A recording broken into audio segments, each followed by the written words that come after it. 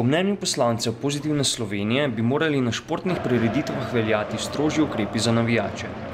Dan po nogometni tekmi med Olimpijo in Mariborom so predsedniku Državnega zbora predlagali spremembo zakona o policiji. Ker menimo, da je seveda skrajni čas, da policija dobi tista pooblastila, s katerimi bo lahko preprečevala, prekinjala pa sankcionirala in vse to, kar pač mora delati, da bodo seveda tisti gledalci, ki želijo priti si v miru gledati športne prireditve, to lahko tudi počeli. Menimo torej, da ljudje, ki s svojim početjem na tekmah ogrožajo igralce, športne delavce, gledalce, ki svojim vzklikanjem, kot sem že rekel prej, poveličujejo genocid, spodbujajo rasizem, sovraštvo, fizično obračunavajo med seboj in z drugimi, uničujejo seveda te nogometne stadione in dvorane pač ne sodijo na ta prizorišča. Njihov predlog zakona predvideva uvedbo 2 novih policijskih pooblastil za športne prireditve.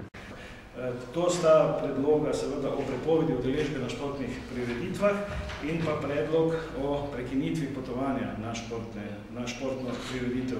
Sprememba zakona daje policistom seveda ta pooblastila, da lahko na licu mesta seveda reagirajo in preprečijo nadaljnji vandalizem oziroma kakšnokoli neprimerno obnašanje na teh športnih prireditvah. Prav tako pa lahko seveda skupini vsaj 3 ali več tudi prepreči potovanje že na mesto zbiranja oziroma na tistem izhodiščnem mestu ali prekine njihovo potovanje med prihodom na športno prizorišče oziroma jih lahko tudi pred samim prizoriščem seveda umaknejo in jim ne dovolijo, da se udeležijo te športne prireditve.